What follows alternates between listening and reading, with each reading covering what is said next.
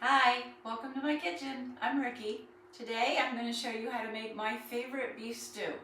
My brother served this when I was back east visiting him probably 20 years ago, and it was absolutely delicious, and so I asked him for the recipe, and I've been making it ever since, and my children have asked for the recipe and they make it as well. So it is a favorite in my family, and I'm sure once you try it, it's going to become a favorite in your family as well.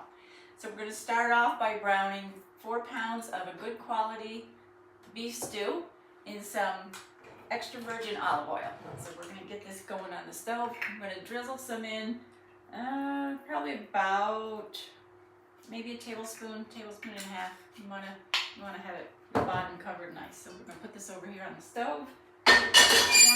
Now this does not have potatoes in it. It has carrots, onions, garlic, and a sauce of tomatoes, red wine vinegar.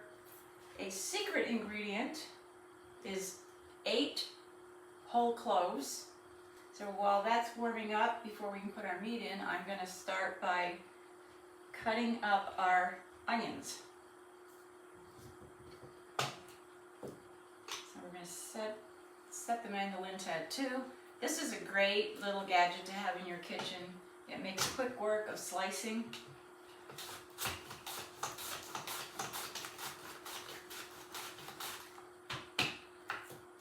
That's about right.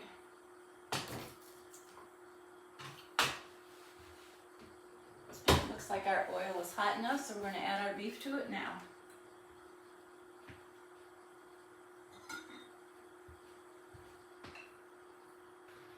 So I finished slicing up all of the onions. Our meat is still browning, and while we're waiting for that to get finished, I'm going to put our liquids in this bowl and mix them up. So we have 2 cans of diced tomatoes,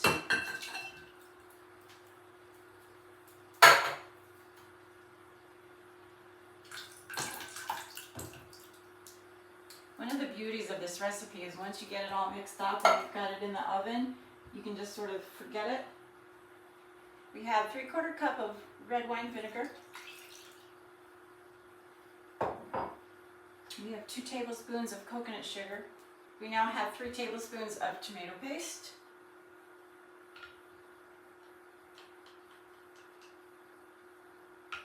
Another great thing about this recipe is because there's no potatoes in it, it has a lot of different ways that you can serve it. My brother, when he fixed it, he served it over brown rice, and I've done that multiple times as well.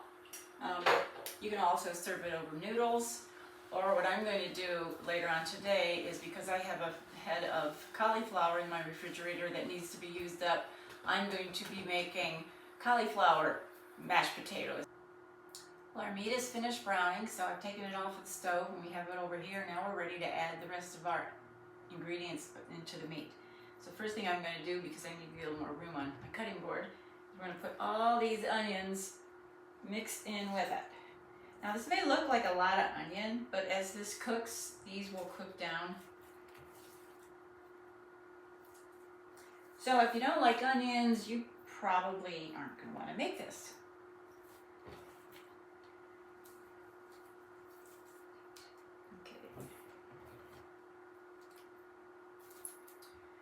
Now we're ready to slice our carrots. Again, use our little mandolin, which makes quick work.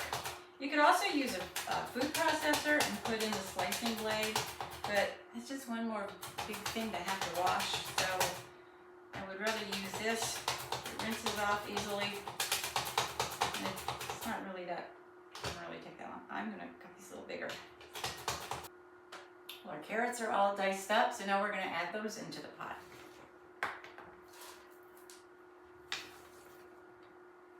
This is your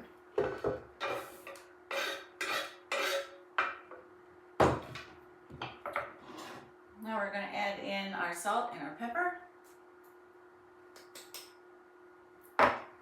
and our cloves, and we have 6 cloves of garlic here that we're going to put in. And again, I'm using my garlic press, which is a great little thing to have in the kitchen.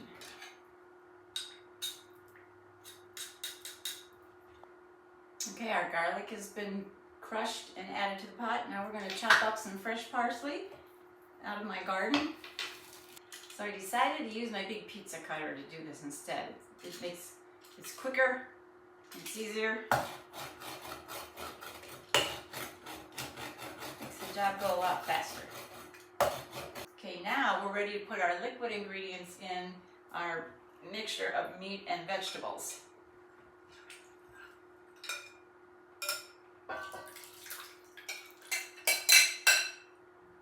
We're going to give it a good stir.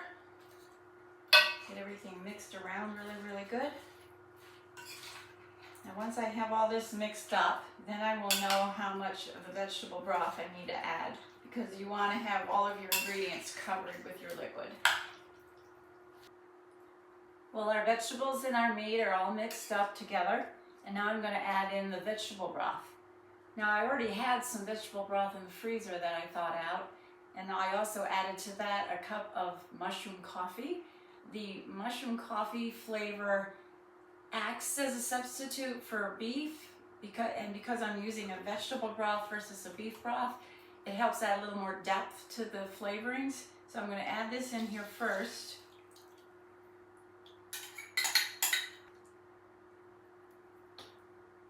Alright, I'm going to have to add in more vegetable broth because it needs to be covered. So I can't really give you a measurement. I'm guessing probably maybe 2 cups worth. Well, our meat and vegetables are totally covered now with our liquids. So now I'm going to put it on the stove and I'm going to bring it to a boil. And once that's done, then I'm going to put it in the oven at 350 degrees for 3 hours. Well, as you can see, our stew has come to a boil. My oven is preheated now, and I'm going to cover it up and put it in to the oven now, and I'm going to set the timer for 1.5 hours. Otherwise I'll get distracted and I'll totally forget to come back and take the cover off.